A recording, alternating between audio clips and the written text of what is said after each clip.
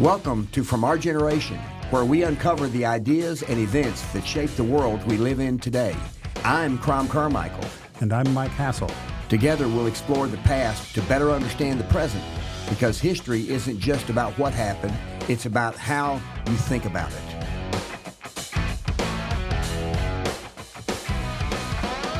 Michael, it is July 24th.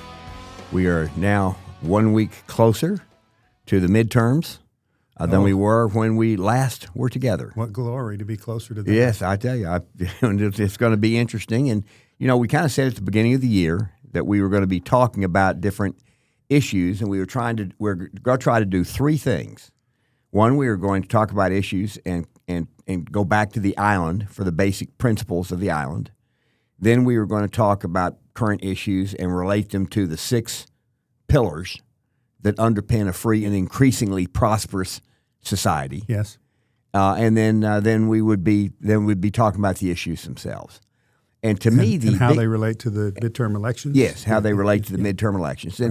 And to me, the biggest issue right now is in looking at where we are today versus the midterms is the rise of the socialist Democrat wing of the Democrat Party, and how they have very successfully defeated a number of incumbents who've been in office for anywhere from 10 to 30 years. Mm-hmm. And they've been knocking them off in deep blue districts. Yes. Now, some social Democrats have won in swing districts. And so to me, it will be very interesting to see how those particular social Democrats do in the swing districts. And there are Senate races. You mean they've won their primary, and you're saying it'll be interesting to see how they do now opposed to a Republican in a swing district, in a general election. In a swing district, yeah. Yes. Thank you for clarifying. Okay. Because there's 3 districts in New York where a social Democrat beat another Democrat in congressional districts that are deep blue. Yeah. So that those social Democrats will now a social Democrat expect them to prevail. They will prevail. Yeah. But they're like 3 or 4 social Democrats who won Democrat primaries that are in districts that are like 51-49. I got it. I understand. And so to me, watching those districts and watching certain Senate races.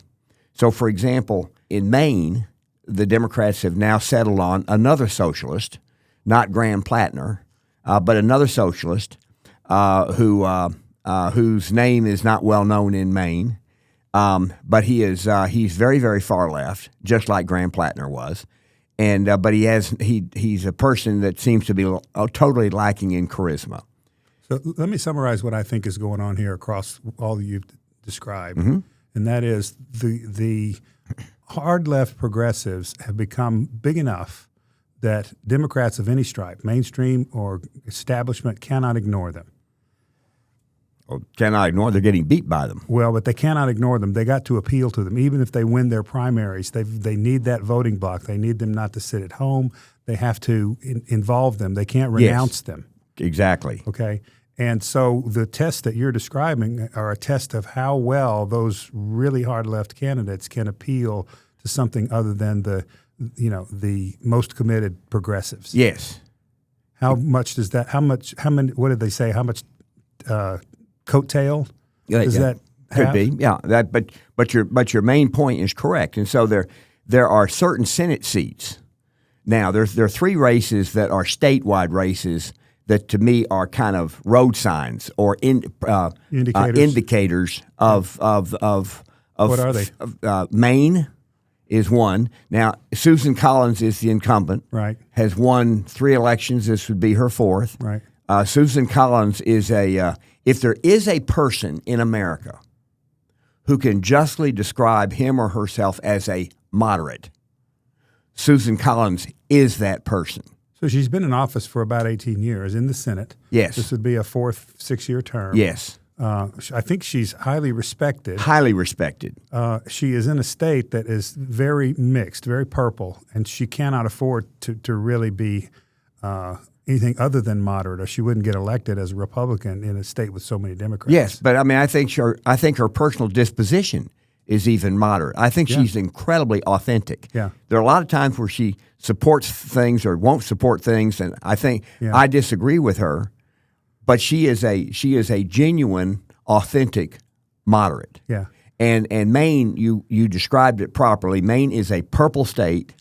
It's not a deep blue state because the last governor it elected was a Republican governor.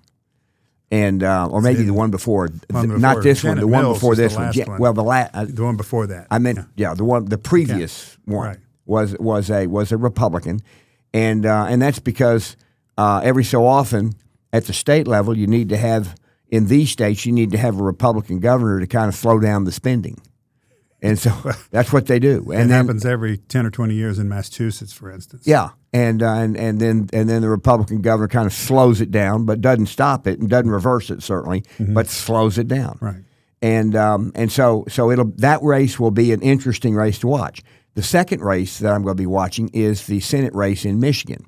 Right now, the Democrat is a person who claims to be a doctor but has never seen a patient, and he doesn't have a PhD. Like Jill Biden claims to be a medical doctor. He claims to be a medical doctor, but he's never seen a patient. Okay. Which means he also has never gotten his license.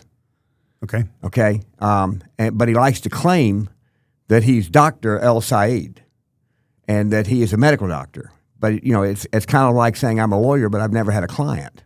Right. Okay. So at any rate, he also is a committed, or a special kind of doctor. Yes. He also is a committed Democrat socialist. Yeah. Committed to, and he is anti-Semitic, openly anti-Semitic, and anti-Israel. Right. And Michigan is a swing state in national elections, and so it will be interesting. And the Republicans have already the primary is held in about 10 days, and the Al Sayed is ahead of his Democrat opponent, who is the person the establishment is pushing. She's a bit of a Looney Tune herself, but she's not. She doesn't claim to be a committed Democrat socialist. Al Sayed does. He is backed by Bernie Sanders. He's backed by AOC.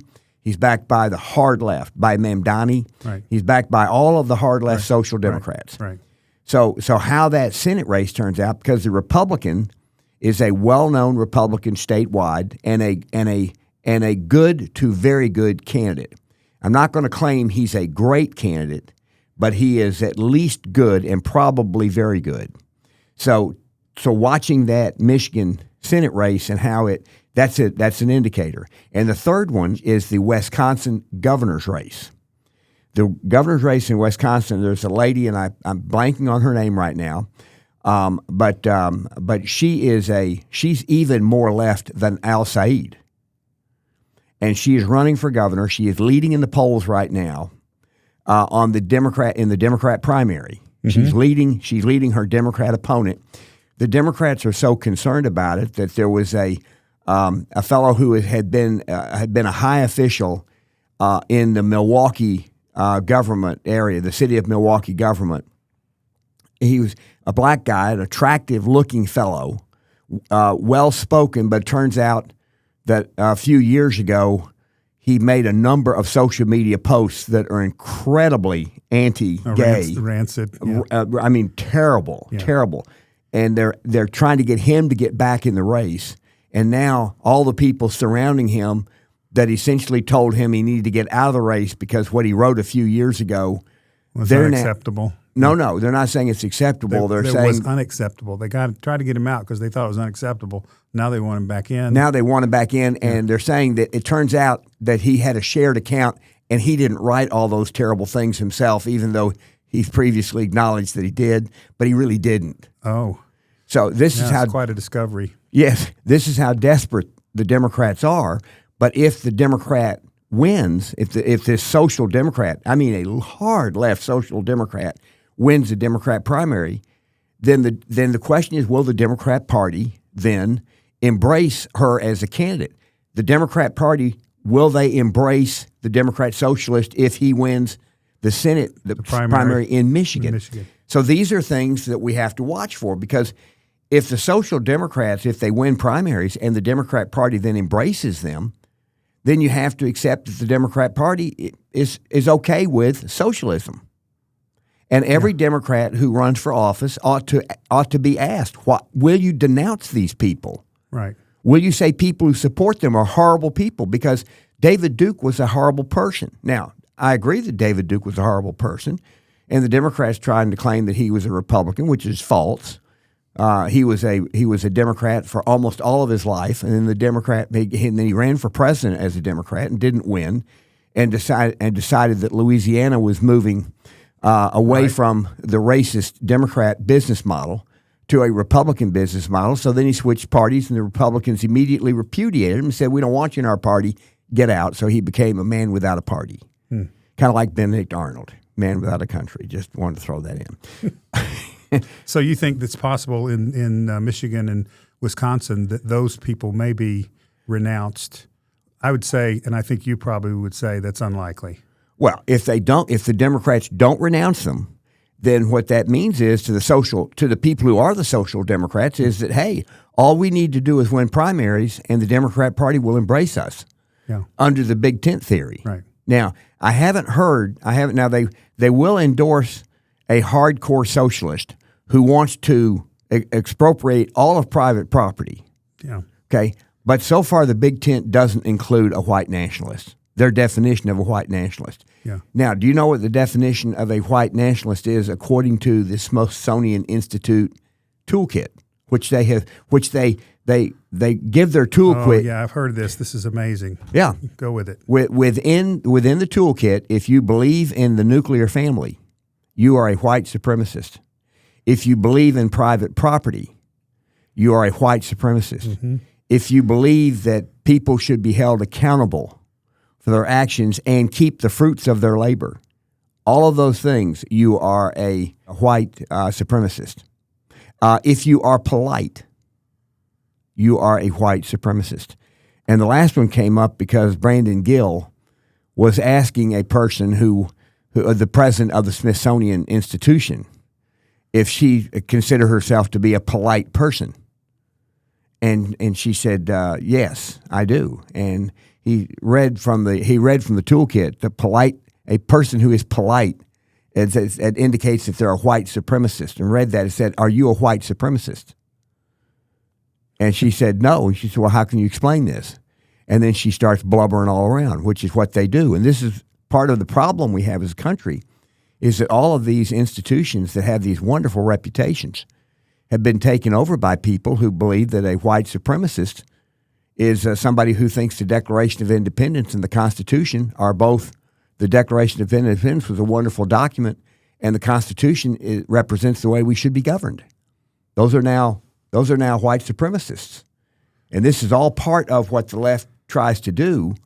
Is they try to Valerie Jarrett, when they had the opening of the Obama Presidential Center, the first words in her mouth were the acknowledgement that the Obama Presidential Center is on stolen land. Yeah, that's the very first thing. We covered this, I think, last time. Yeah, and so it's kind of a signal that you're buying into the oppressor and oppressed framework. Exactly, and that's what all of this is. And by the way, you sent me a wonderful document that we're gonna get to. Yeah.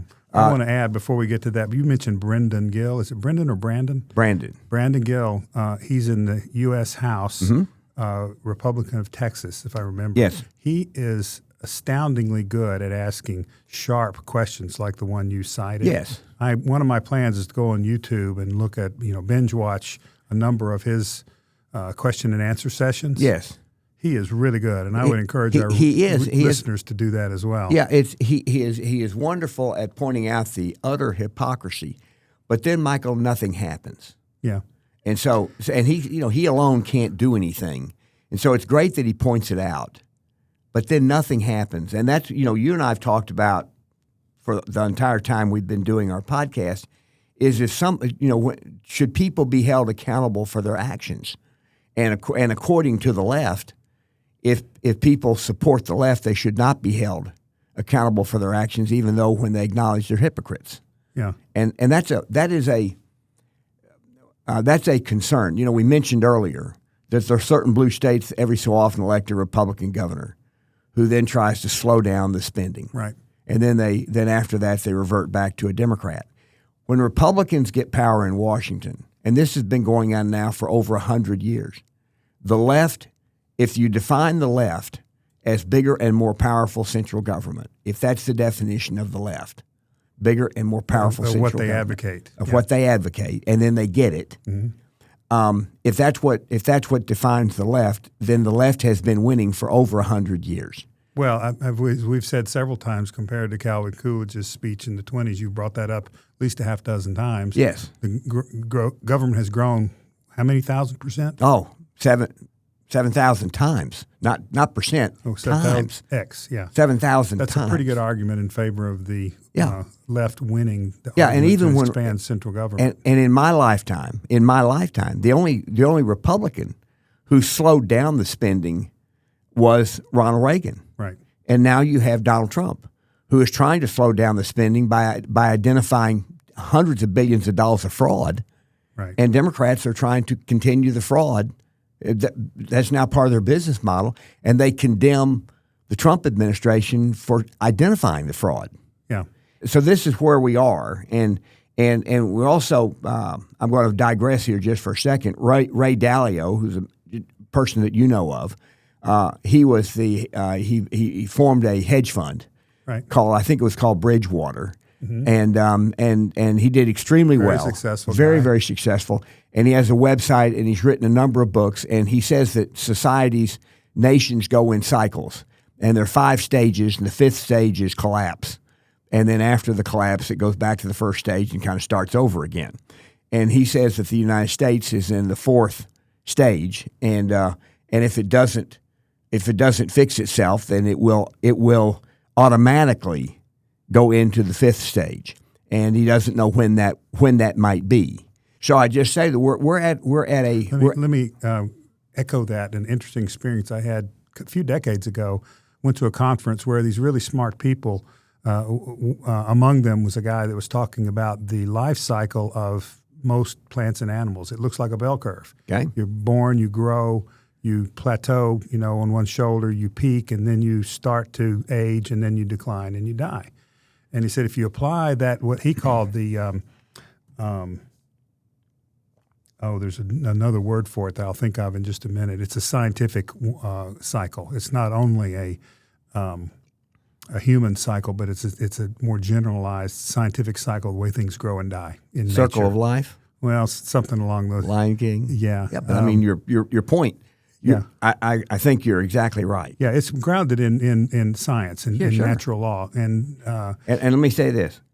In natural law, yeah. These are things that you can say they don't exist, but that doesn't change the fact that they do. That's all I was trying to get at here. So the discussion was if you apply that to organizations, to institutions, they have a similar kind of cycle, which is what Dalio seems to be saying. Mm-hmm. Countries have this kind of cycle that's repeatable. And whether it's deterministic is the question, whether it has to be that way. Yes. And this is the question that was being asked. If you're on the right shoulder, if you've grown and you've become your peak powers, and then you're starting to decline from those powers, which you might say the United States has in a number of ways. You might dispute that it has. But if you say we're on the downward slope, can you push it back toward the peak, or is the better solution to push it off and kill it and have another one? Nature does the latter. Yeah, but you don't take an old plant and make it young. But it also doesn't mean that after if you let it collapse, it also doesn't mean that what the comes result next is better. Is better. I get it. Okay. But the point is, what do you do with the existing institution? Do you try to salvage it, and can you, if there's this natural law underneath it that things corrupt and die? Yeah, and I am hoping that it's not that they corrupt and die, but that's why I'm saying these are indicators. Right. Because these are indicators not about the Democrat socialists, but about the voters. Yeah. Well, let me add a point I wanted to make about Michigan and Wisconsin. Especially in Michigan, you've got a lot of blue-collar, very patriotic people. Mm-hmm. And I think one of the divides between the progressive left and certainly Republicans and to some extent moderate Democrats, is that the latter are proud of the country. They believe we've been a force for good. And the progressives certainly don't. Okay, and so are the progressives going to be able to prevail with their idea that the U.S. is a principal source of corruption and evil in the world, or is it a force for good? Yeah. And I think that's that belief underlies whether we have any chance of restoring. That's exactly why these two states in particular. Right. Maine is interesting because you have a very strong incumbent who represents moderation. Yes. I mean, she represents moderation. That's well said. Okay. In Michigan, you have a hardcore social democrat, an anti-Semite, hardcore social democrat who believes we should destroy the current system. When he gives speeches, he talks about how we need to tear down the system and rebuild, and it's all just. And we're going to read some excerpts from the 1936 Soviet Constitution. We're going to read some of these things here in just a bit. Some of these people are increasingly explicit and insistent. Yes, it's not. We're reading tea leaves and reading between the lines. They say it very loudly themselves. Right, and that's that's compared to a Democrat named Rahm Emanuel, who says we may believe all these things, but we shouldn't say it. Yeah, we need to get elected. We need to get elected first. So he's very proud of the fact of how they tricked the voters in 2006 and 2008, and then he listed the accomplishments of Obama, which I believe are the three biggest examples of his failure. But he believes they were accomplishments because Rahm Emanuel claims to be a moderate, but is a person of the left, right? But says you have to act moderate in order to win. Now the question is, in Michigan, do you have to act moderate in order to win? That's the indicator. In Wisconsin, do you have to act moderate in order to win the governor's office? And so those will be things that we watch. Yeah. Those will be things that we watch for. Good. So what I wanted to do, what I did was I went and I printed out an English translation of the Constitution of the Union of Soviet Socialist Republics. And so, it's quite lengthy, but the first part is not that long, and it's kind of what lays out the principles that then the rest of the Soviet Constitution, what the rest of it, how they then do what the first 12 say. I got it. So this is chapter 1, the organization of society. And yes, I don't know how many chapters there were. You've shared this chapter 1, but it's like the preamble to the Declaration of Independence. No, this is the Constitution. I know, but I'm saying it distills some big ideas, and then the details come later. Yes, but the statements of ideals were at the beginning, kind of a preamble. This is almost like a preamble to the rest of the the Soviet Constitution. Yes. So I'm just going to read these very quickly. There are 12 articles. Article 1, the Union of the Soviet Socialist Republics is a socialist state of workers and peasants. Right. So it's not communist, it's socialist. Got it. And that's very important here. Yeah. The Soviets of, Article 2, the Soviets of working people's deputies, which grew and attained strength as a result of the overthrow of the landlords and capitalists and the achievement of the dictatorship of the proletariat, constitute the political foundation of the USSR. Now, I mentioned that one because the Democrat socialists want to do away with the president. They want to do away with the Senate. They only want to have the House of Representatives who appoints the president and who appoints the Senate. So that almost comes from Article 2 of the Soviet Constitution, where it has the proletariat. That's the House of Representatives. It's the common people. The bourgeois are the fancy people. Yeah. Proletariat is the working people. Yes. Article 3, the USSR's all power belongs to the working people of town and country as represented by the Soviets of the working people's deputies. Article 4, this is very important. The socialist system of economy and the socialist ownership of the means and instruments of production firmly established as a result of the abolition of the capitalist system of economy, the abrogation of private ownership of the means of and instruments of production, and the abolition of the exploitation of man by man, constitutes the economic foundation of the USSR. Now, how would that apply in the United States? According to the Democrat Socialists, and by the way, if you read their platform, the language is very similar to this platform. Yeah. And they explicitly say that the government should take control of the largest corporations in the United States. Now, there are 30 million EIN numbers. Employee identification number. Yes. It's a federal number assigned when you make a corporation. No, when you form a business entity. Okay, whether it's a corporation or not. Especially, I was thinking of a business, a corporation or a partnership. You've got to have a designated number that you pay taxes on. Right. And so there are 30 million enterprises in the United States. Some of them are one person, okay? Right. But they still are organized for the purpose of producing revenue and offering a service, and they have to file tax returns. This past year there were 3 million new EIN numbers that were issued. And so if there are 30 million total, and there are 3 million that are new ones that were issued, and the Social Democrats say that the largest should be owned by the government. How many of the 30 million should the government own? How many of the largest would 500?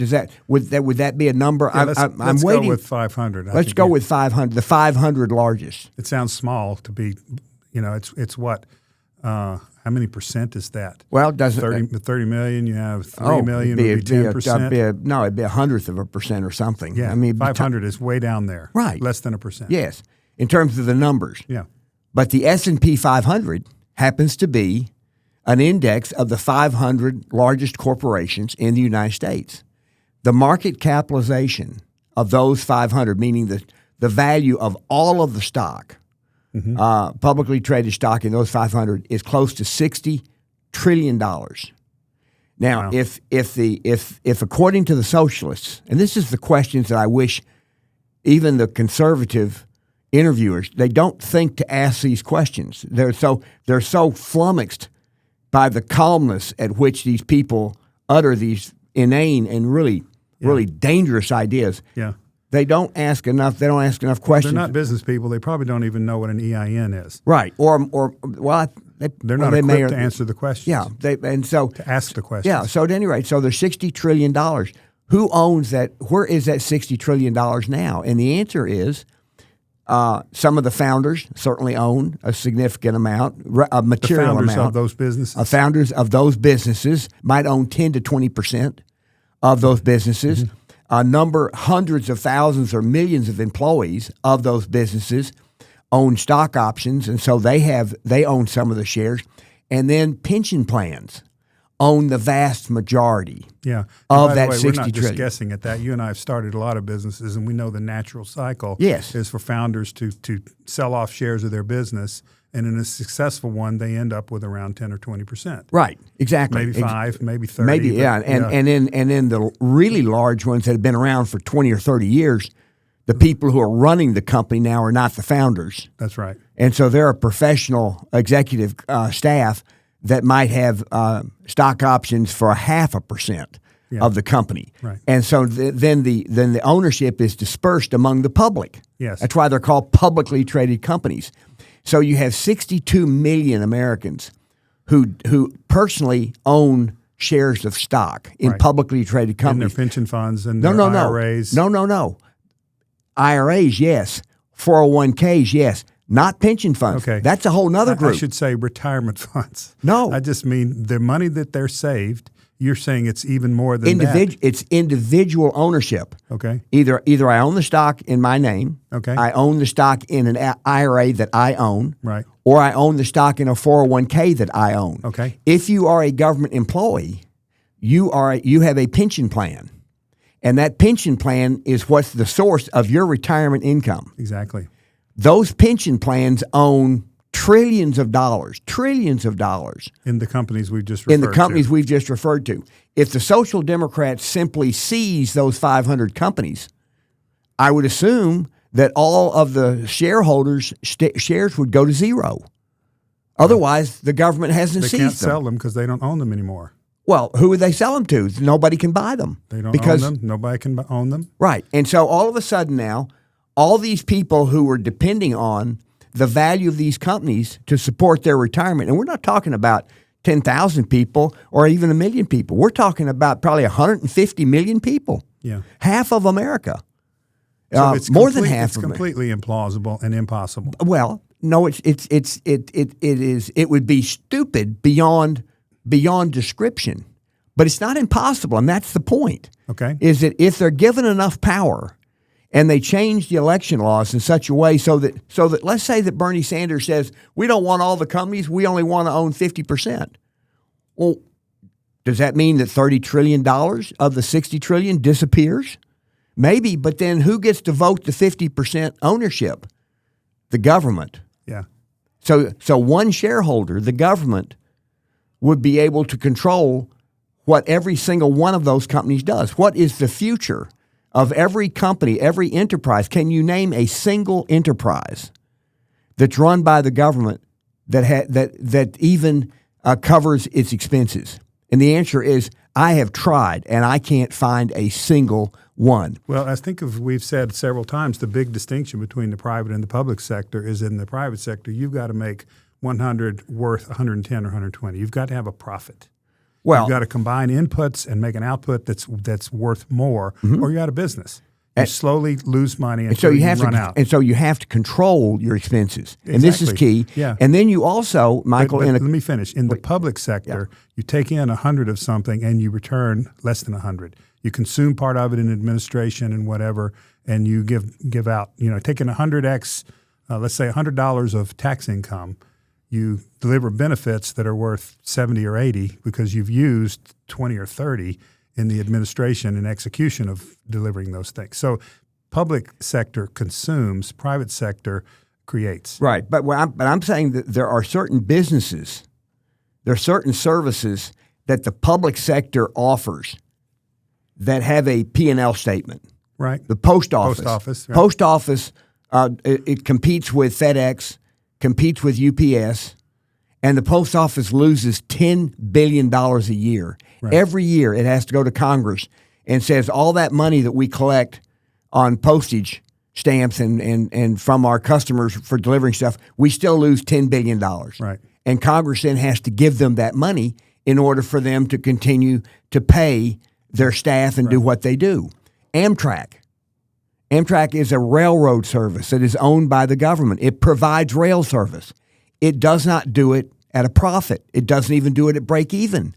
It loses billions of dollars. And so it has to go to the government and say, if you want us to continue to provide rail service, you need to give us money. And then Nashville, Tennessee provides bus service. It loses money hand over fist. The bus service does. This is true in every town that offers bus service, and almost all of them do. New York subway system loses money hand over fist. But yet it has revenue, but it has expenses, and it cannot control. It cannot. This is the key point here. Government enterprises have no incentive or even ability to control their expenses, because what drives the expense side of their operation political concerns is political. Yeah, is political, and so that's why all of these, what I call government services that could be privatized but they aren't, are examples of what would happen if the government took over businesses that are currently private.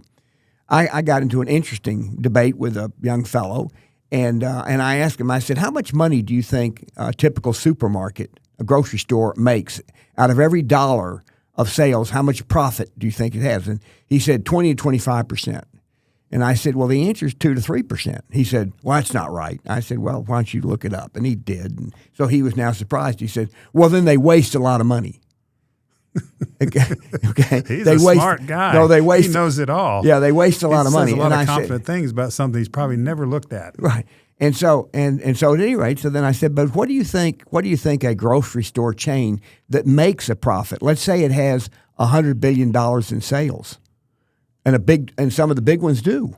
Right. Okay, $100 billion in sales, it makes $2 to $3 billion of profit. What does it do with that money? And he didn't have a clue. Yeah. And I said, they use that money to open new stores. Right. If they didn't have a profit, they wouldn't have the capital to open a new store. And so what Mamdani is doing is he's going to open grocery stores in New York with taxpayer money. Well, you can open as many stores as you want if the government's going to pay for all of the losses and all of the capital that it costs to open a new store.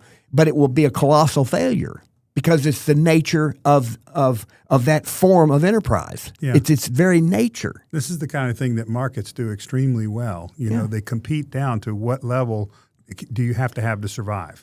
And distribution businesses are like this. They work on very thin margins and cannot afford to make big mistakes. And they also, Michael, over the years, those businesses are in the logistics space.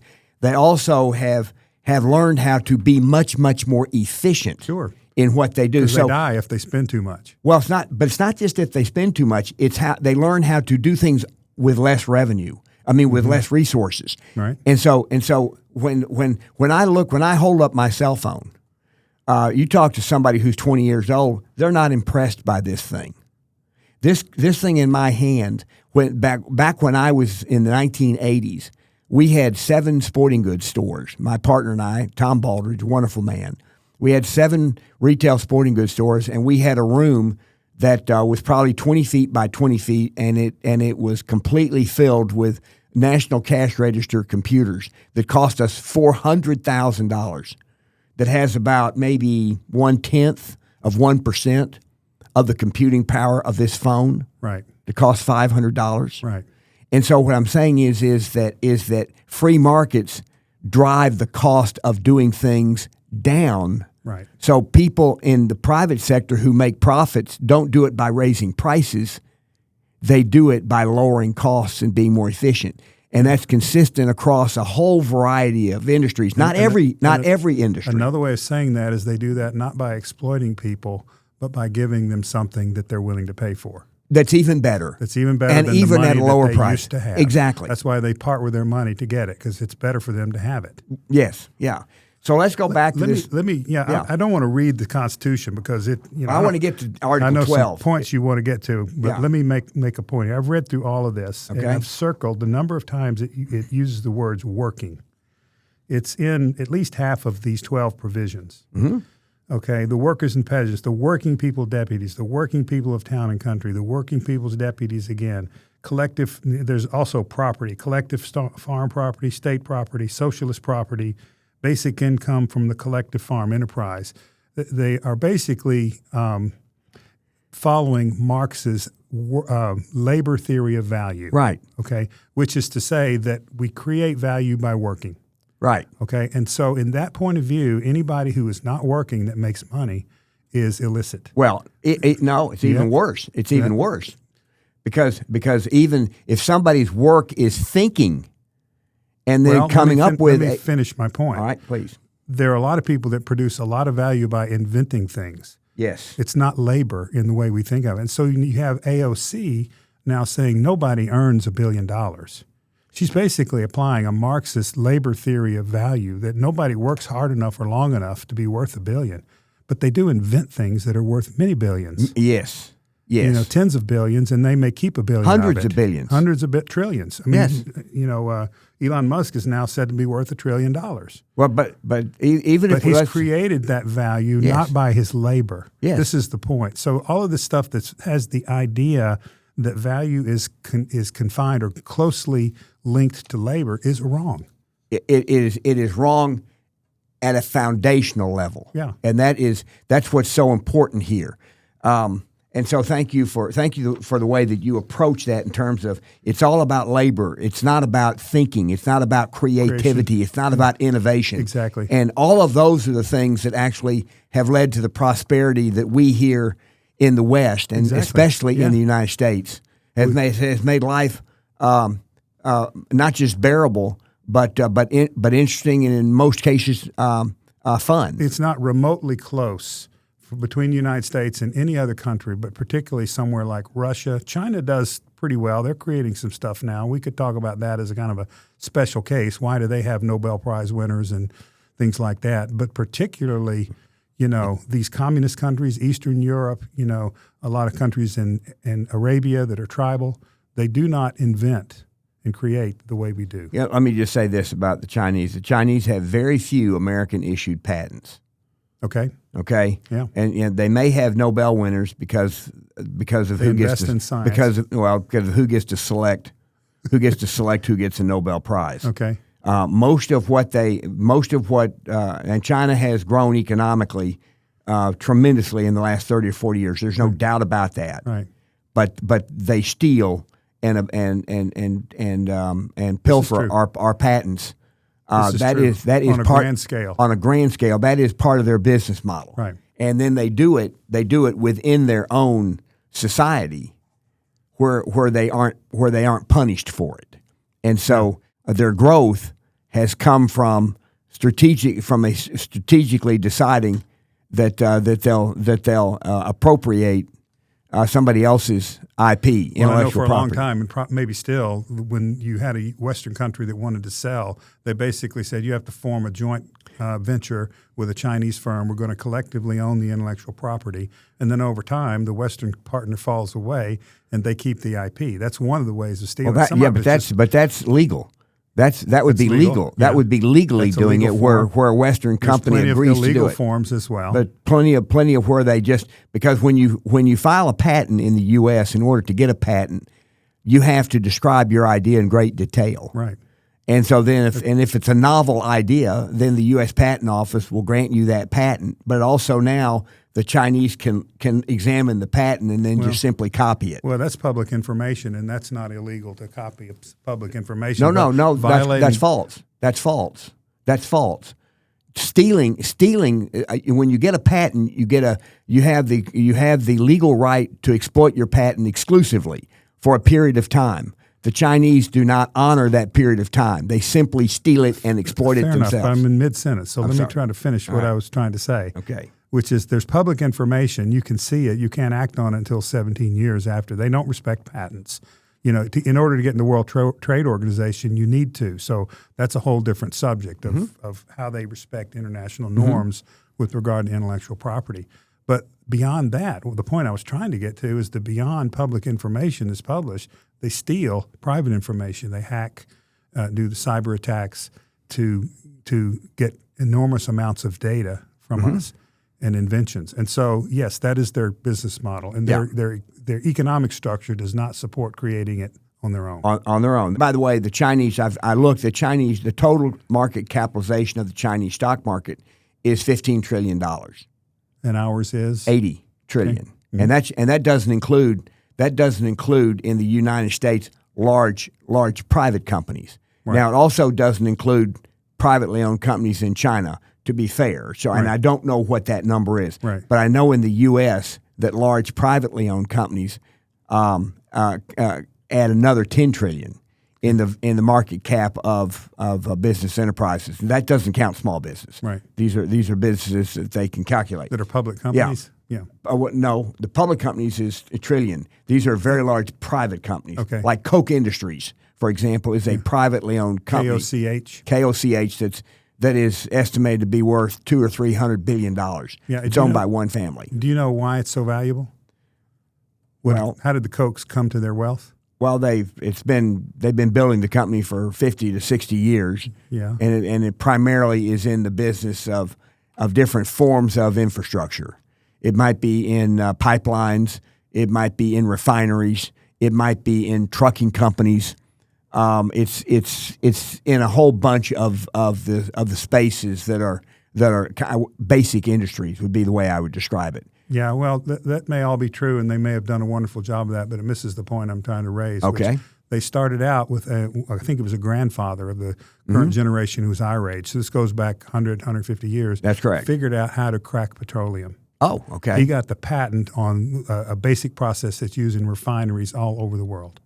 Now, those patents may have expired by now. I'm certainly have. But they had a long time where they got a little sip of every dollar made in refining petroleum. Okay. That is a big class of activity. And by the way, that patent that person invented would never have been invented if that person didn't have the right to exploit their idea exclusively. Now, a lot of people probably not. Well, I mean, who's the guy that invented the polio vaccine? He gave it up for public. There are examples where somebody does something for the greater good, the public good, but generally people are motivated. Like we were talking before the broadcast, we can talk about the Maori tribes, and they don't build houses on Maori land because you don't own it after you die, right? So there's nothing built there. So generally people don't take the risk to create new things if they don't get to benefit from them. Yeah, but you also generally have to find somebody to invest alongside you. Most people who are inventors don't have the money. Yeah, they need investment. So they need an investor until they can make their own revenue. Yeah, and if the investor wasn't assured that if the invention actually turns out to be valuable, that the invention is protected by law, right, the investor would never invest in the first place. Sure. And so, let me just finish the point about the Cokes, which is that they may have made, I don't know, billions of dollars. I don't know how much they're worth, but look what they created. Yes. Everybody in the world now has access to transportation. Yes. Whether they own the car or not. Right.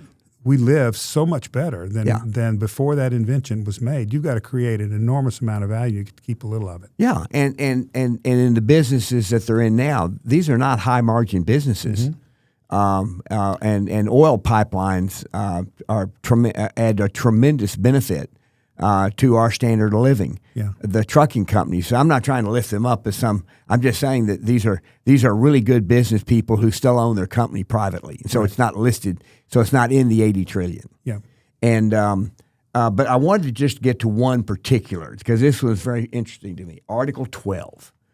This is in the Constitution of the Union of the Soviet Socialist Republic. Article 12. In the USSR, work is a duty and a matter of honor for every able-bodied citizen in accordance with the principle, and I quote here, "He who does not work, neither shall he eat." Well, I'd like to ask Bernie Sanders if he applies that, because if he applies that in the U.S. with his socialist doctrine. Because the answer is Bernie Sanders says everybody should have a universal basic income, whether they work or not. The socialists in the Soviet Union recognized that if you're going if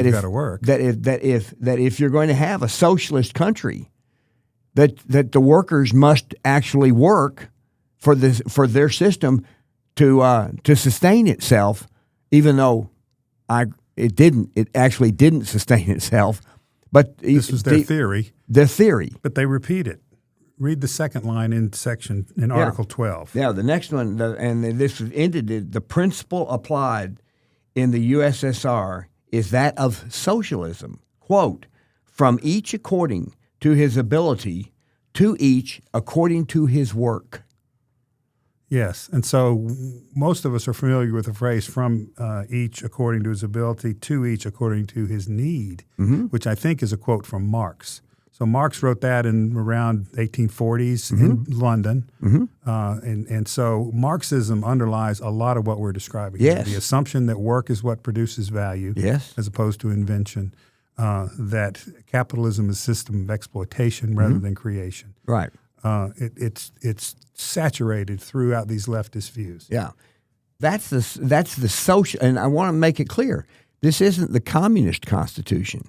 This is the socialist constitution. Right. And so the USSR is a socialist republic. Right. And so this is why I say that we're going to watch and see how these people in the United States who are running for election espousing socialist doctrine as the way we should operate and change our society. Do you think socialism is different than communism?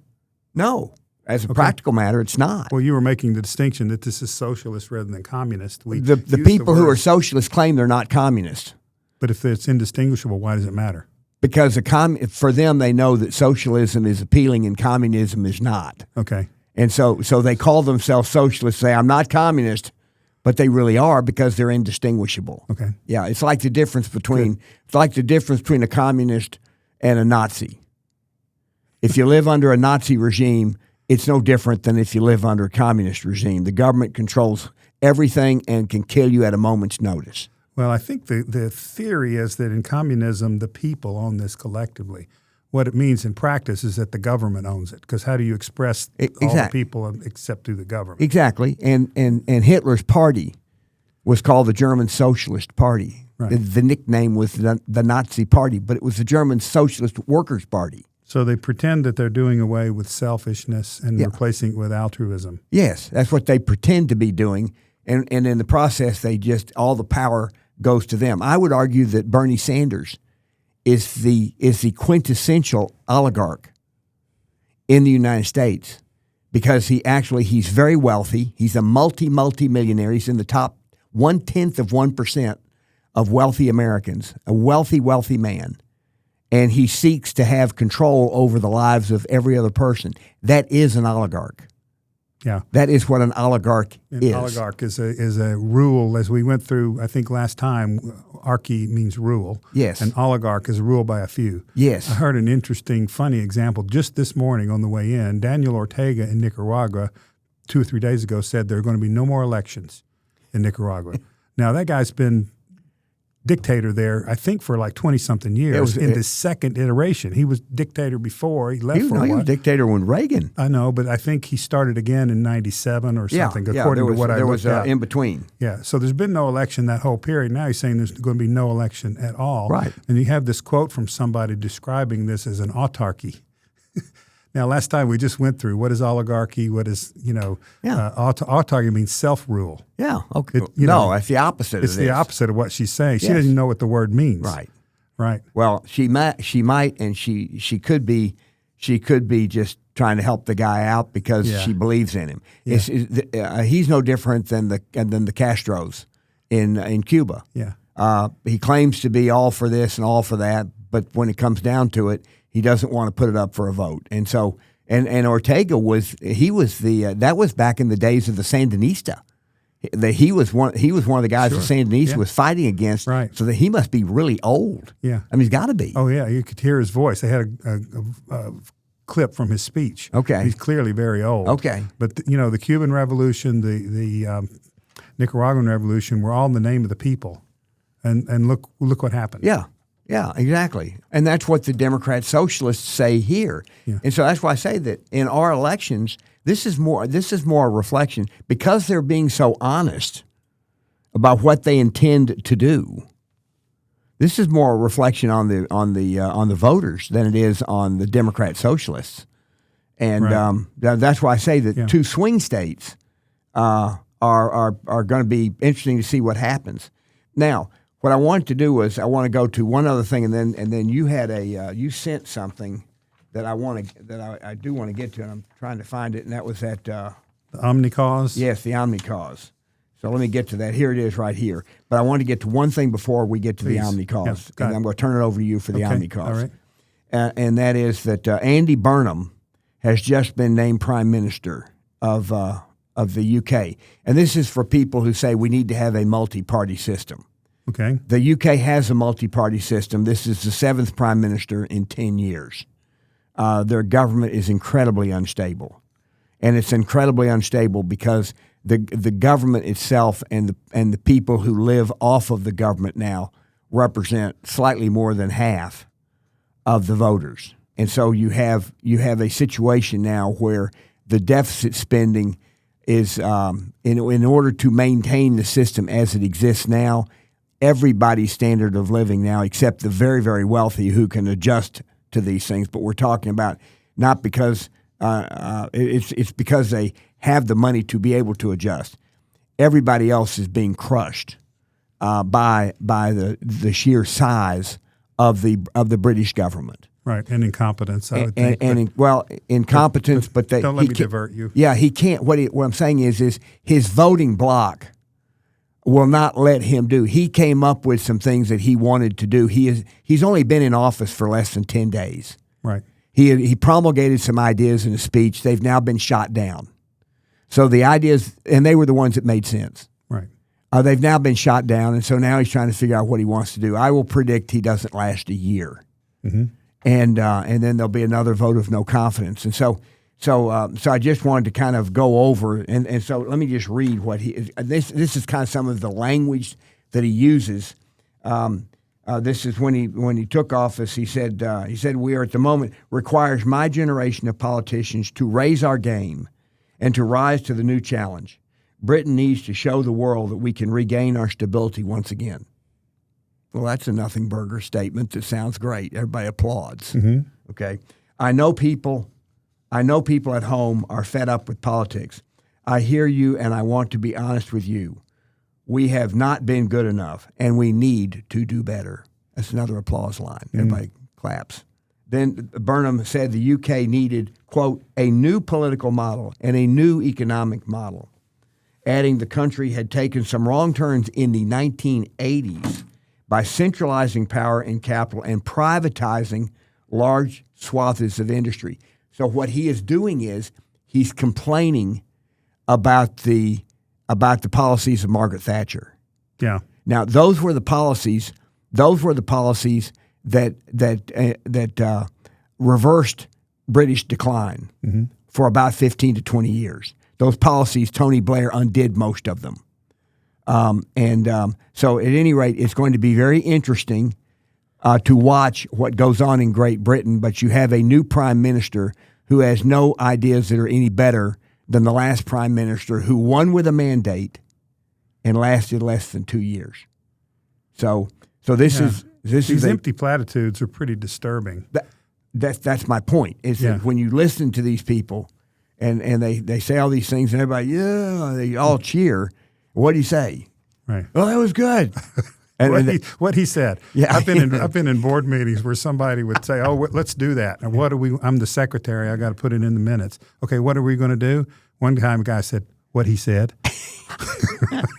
Well, you got to be read the tea leaves sometimes in these situations, because when people are so inarticulate, they can't say precisely what they intend or mean. Right. It's disturbing. Yeah. So now you'd sent me a fascinating article about the Omni cause. Yes. So let me tell the story. I'm going to let you take it from here. In one of my aggregators that I look at, I saw that Nate Silver had written an article about who is voting which way. And he does a lot of research. People who don't know his name should know he worked a lot for the New York Times. He's pretty well respected, I think. Leans slightly left, but his polling and his research, he tries to be very honest about it. I think so. Yeah. I think that's a good way to put it. He's certainly not a conservative pleading the conservative cause. Correct. Okay? So what he said in this article basically was that the people that are supporting the Democratic Socialists are well-educated and poorly paid. Okay? And they got a degree in women's studies or something like that. Those are your words for it, but I think that's right, kind of between the lines. They've gotten these BS degrees that don't qualify them to earn Bachelor of Science. So Bachelor of Science. Yes, that's what I meant, Crom. Yeah, that's what I meant. And so they can't earn very good income. So, of course, they don't like the system that doesn't reward what they think of as their accomplishment or their expertise. Right. He goes on further to say that these are common occupations among DSA members include teachers, nonprofit workers, social workers, and public sector employees. Okay, now we're not here to malign. There's a lot of good public sector employees and a lot of great teachers and things like that. The point is they are in a system that is public and not private. And if they do a good job, they are not rewarded. If they do a bad job, they're not held accountable. Yeah, often not fired. They're just retained. Right. So all four of those categories are public sector workers. So you see the support for the left coming from the public sector, which there's many. The party of government. They want there to be more. Yes. Okay?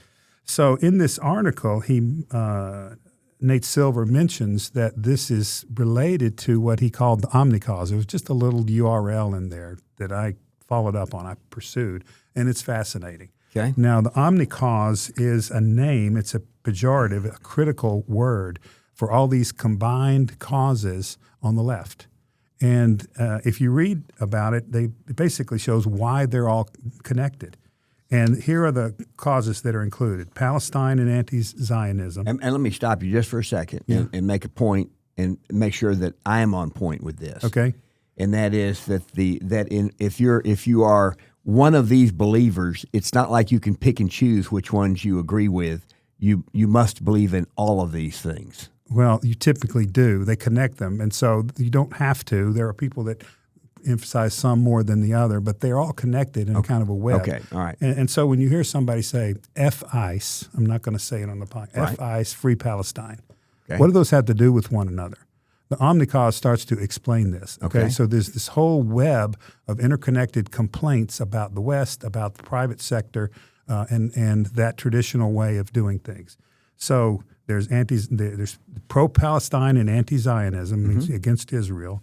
There's police, prisons, and criminal justice, immigration and borders, race, ethnicity, and white supremacy, indigenous and decolonial causes, sex, gender, and LGBTQ causes, feminism, abortion, and the family, climate and environmental activism, economic and socialist causes, housing and homelessness, education and cultural institutions, anti-war, anti-imperialist, and foreign policy causes, speech, media, and technology, disability, health, and body causes, animal and food causes, and governance and electoral causes. That's 16 categories. Yeah, and each one of these, by the way, has about 12 subcategories. Yes. As you just said. Yeah. And these are policy positions of the left. All of them have strong points of view that are affiliated with the left. So, and all require more government to accomplish. yes. Every one of them requires more government. Yes. And so anybody who wants to follow up on this, what I did is just asked an AI agent this question: what are all the leftist causes included in the Omnicause, such as Free Palestine, defund police, eliminate borders, etc.?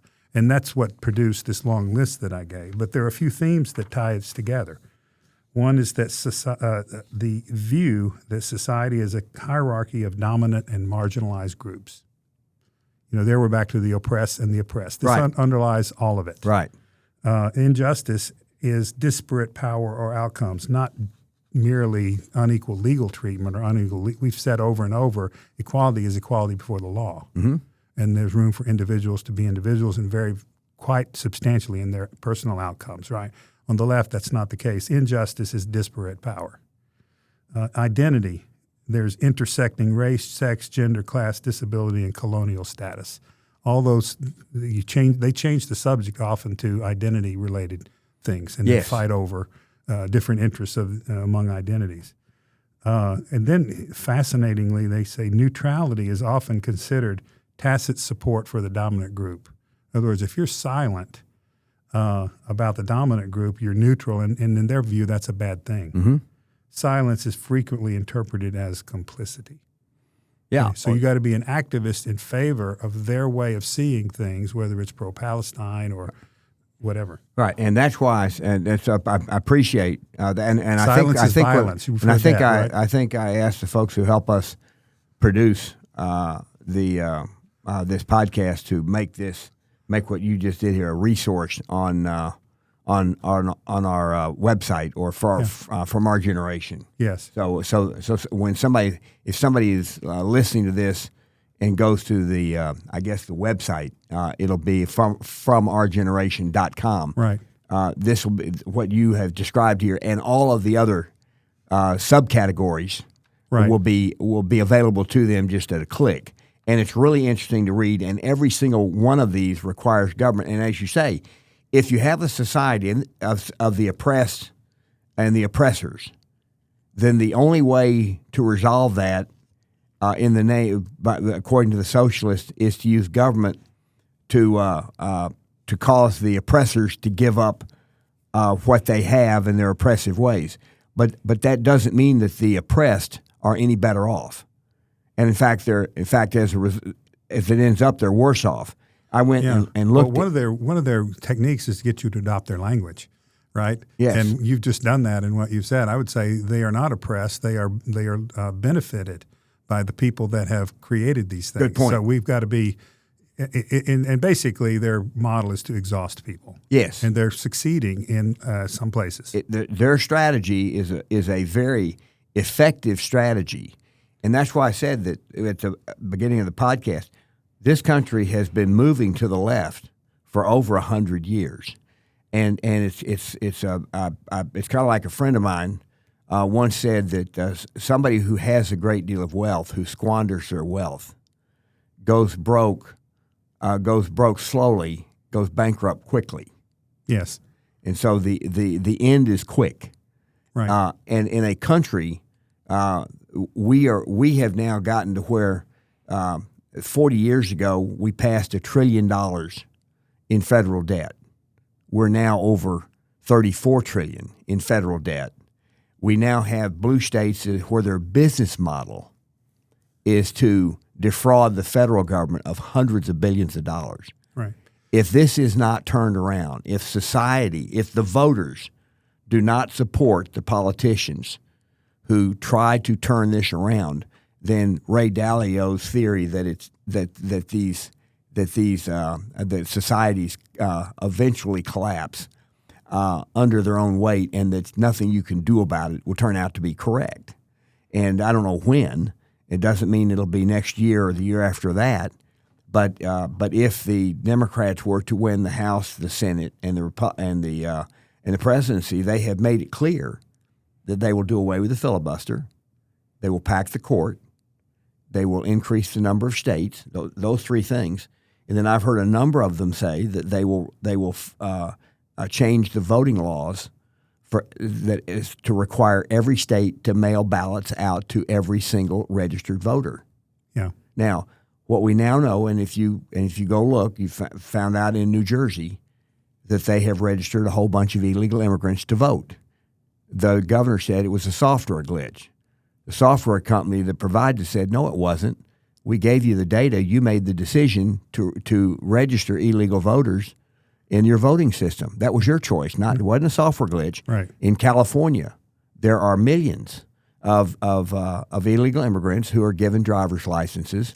If you ask, does everyone who gets a driver's license in California, are they registered to vote? If you ask AI that question, the answer is yes, they're all registered to vote.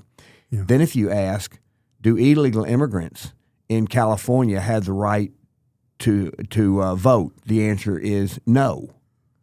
But if they're registered to vote when they get a driver's license, yeah, then claiming that they legally can't vote, the question is, how do you keep them from voting if you've registered them?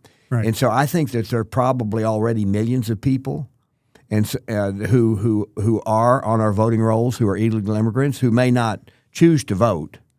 But if you mail ballots to all of their addresses and then you have an army of people who go out and harvest ballots, which is also part of the California law,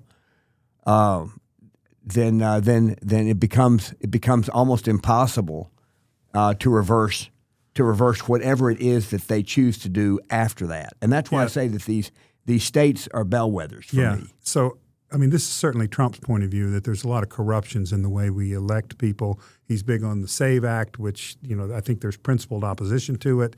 I've just been reading about it, and we can do that in another podcast. But the point is there's big problems here, and there's a cognitive problem, a cognitive dissonance, where the data is just very clear that there's issues that need to be paid attention to, and what you get is, don't look, there's nothing to see here, right? It's not a problem. Right. There's no evidence. Yeah.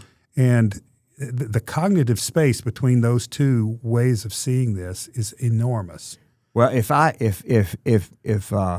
want to say there's no evidence that there's voter fraud, and I refuse to look at any evidence that is produced, I can continue to say I have seen no evidence of voter fraud. Yeah, I can say that over and over again because I won't look. But it's a simple thing. In the state of Georgia, we know for a fact that 350,000 ballots were counted in 2020 that had no chain of custody. Now, anyone who believes that ballots that means they don't know where they came from. They don't know how they got from the Zuckerberg boxes to the voting places. They don't even know if they went through the Zuckerberg boxes.